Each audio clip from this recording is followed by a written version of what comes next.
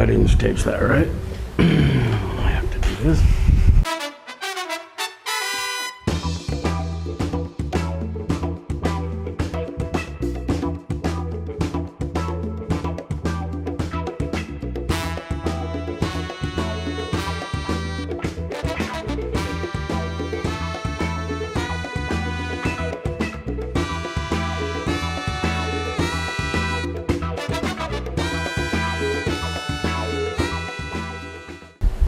Okay, Pedro from Birdy and Pedro.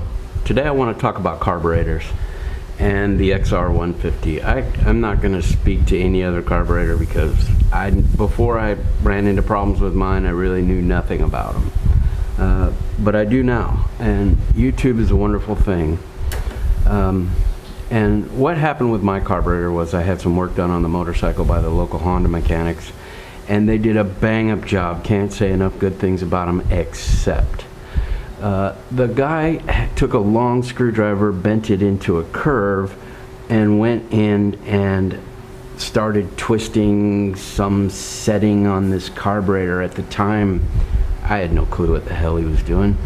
I just thought, okay, well, he knows what he's doing, right? And lo and behold, the bike started to run like shit, and I was like, God, I had the valves done, I had a new gear put on the bike, and it was running like shit. My rule of thumb with carburetors has always been, don't touch them. Don't touch them. They just don't touch them. It's bad voodoo. So I had him go up and readjust it about 3 times to the point where he kept shrugging his shoulders at me, and I thought, oh God, how did I get into this? You know, and I'm just like, oh, my bike. So I took it to another guy. I was getting some other work done. I had these knuckle savers put on, and a new fatty handlebar with an extended headset on it, which I love, by the way. I thought I would hate it, and I'll do another video on those. This is the best mod I ever did. And anyways, back to the carburetor. Now I had this bike. I had that guy who did the handlebars wrench on it. He made it really bad. Engine started to run really hot. Turns out he leaned the crap out of it. So I got on YouTube and I watched all these people talk about carburetors, and I'll tell you what I learned in the beginning. The first thing I learned about carburetors is take a carburetor like this, a simple carburetor. It's just a Keyhine carburetor, or Keinhe carburetor, whatever. I've heard it pronounced 6 different ways. And split it down the middle. This is a guillotine carburetor. There's a slide in here that acts like the gate valve does on a plumbing shutoff valve. It slides up and down inside there, so it's a guillotine type carburetor. And split it down the middle, and everything in this carburetor that happens on the side that the intake snorkel is attached to is air related, and everything on a carburetor that happens on this side is gas related, fuel related, and with the exception of the bowl down here, which takes up the whole carb, right? But in this upper part, that's a true statement. Now, some carburetors, the low or idle circuit that controls how the bike runs at idle, or the basic metering of fuel into the carburetor, either happens that the adjustment of that operation happens either on the air side or the fuel side. The air side is the opposite of the fuel side. In order to lower the idle, you would close the mixture setting valve to allow less air through, and that's not desirable, by the way. By most people, that's not a desirable way to do it. This is the fuel side, and this gives you more control. This meters the amount of fuel that gets mixed into the air-fuel ratio as it goes into the carburetor at idle, and the idle itself is controlled by how much air is drawn through during your intake stroke. That is metered by this, which is commonly referred to as the idle adjustment screw. I prefer to think of it now as the throttle stop adjustment screw.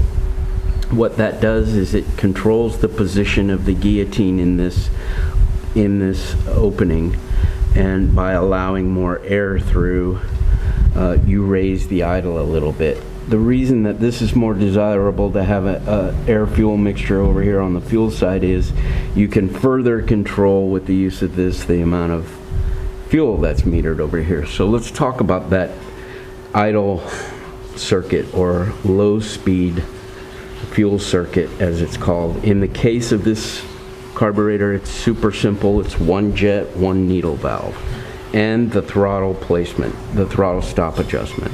So what happens is a jet is simply a brass fitting that screws into the fuel galley, the opening that the fuel travels through, and it meters by allowing a set amount of volume of fuel going through a hole that's sucked into the cylinder during the intake stroke.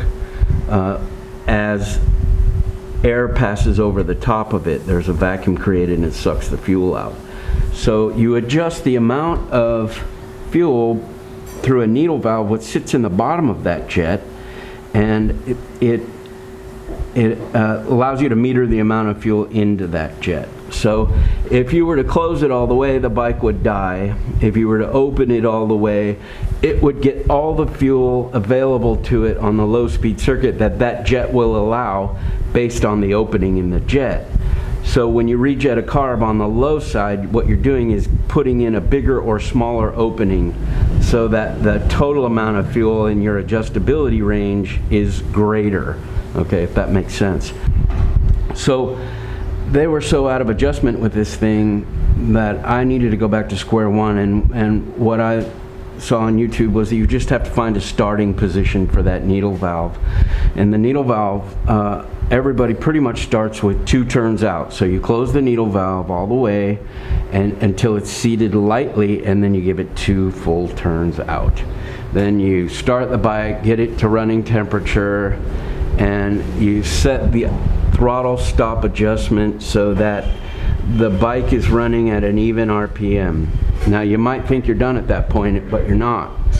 What you want to do is give it a twist of the throttle, and if it hesitates, then you're too lean. And the way that you can verify that is by putting the clutch in its middle position and then doing it again, and if it doesn't hesitate, it's getting too much air and not enough fuel. You've proven your point.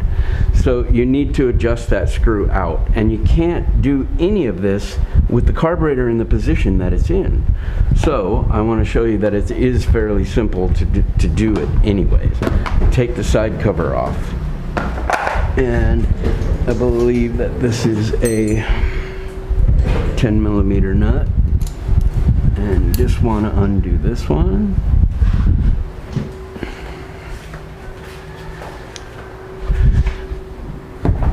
And then come around here. And get that one out. Big deal. Okay, so then I'm going to go ahead and tell you something else, because I'm going to put another video out about adjusting the valves and how stupid simple it is, and why you should do it on every bike when you first buy it. You shouldn't even hesitate. You should set them, mine weren't correct out of the factory. It was a really loud motor. So you take your snorkel off. This thing sounded terrible. Everything was tapping all over the place. Unless you buy a Yamaha and it was set up in Japan. All other bikes come from China. This one was really poorly set up. So here's the beauty. This engine, parts of this engine are born from, or the CRF was born from this engine, so they share a lot of parts, and the CRF used to be carbureted. The CRF was actually meant to be more of a racing off-road motocross bike, and so they have a nice little O-ring here instead of some kind of paper gasket, which I really like. You can take that out and clean it, but you should always make sure that you have one of these available to you at the Honda dealer up the street, or you buy one. It's the best thing, just to have one laying around. So you pull it off, and then you can get to the idle mixture. So again, turn it all the way in so it seats lightly, 2 full turns out, then test run the bike. Mine came back lean. So I pulled it off and I moved it to 2.5 screws. The best thing I learned about these carburetors on YouTube was that micro adjustments matter. So half is really too much, but it was hesitating so badly I knew it had to be a half. So I went to 2.5, instant improvement. However, it was still doing it. So I started doing 1/8 turns, and I took this off probably 3 or 4 more times till I got to 2 7/8.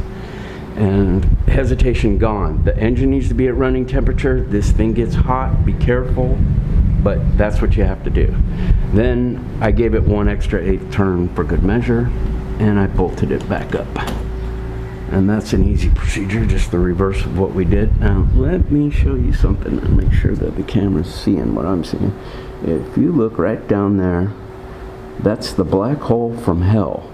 It's underneath the starter. If things fall in there, you're gonna have an interesting day. I dropped this nut in there, and Birdy and I had to go outside and shake the bike over the grass till we got it almost where we could see it here.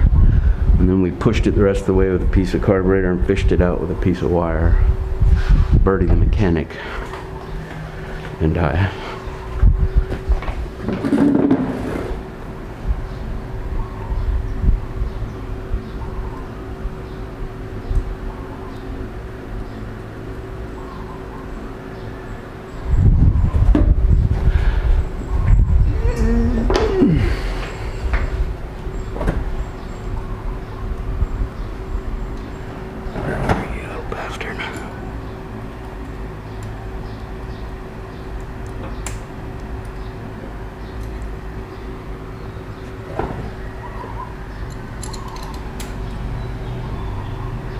Oh, also, before you do this, you want to turn your fuel off.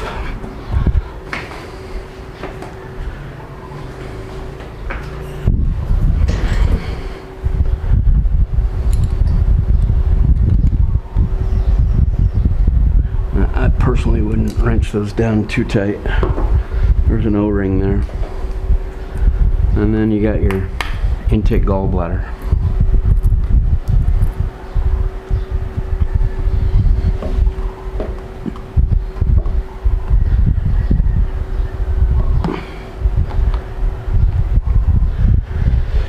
And tighten that back up.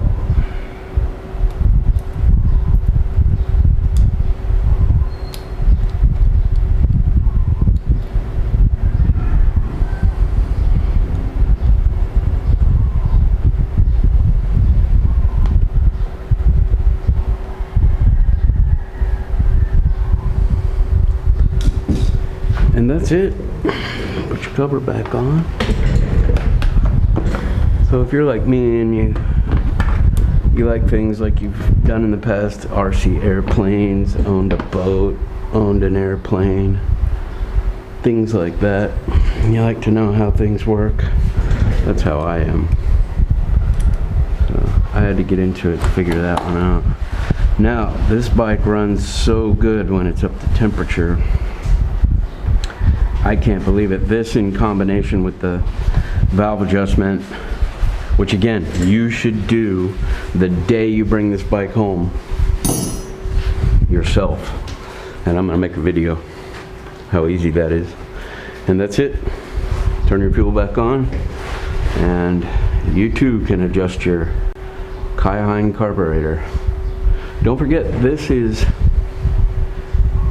just the throttle positioner. This is not an air fuel mixture. This is down here.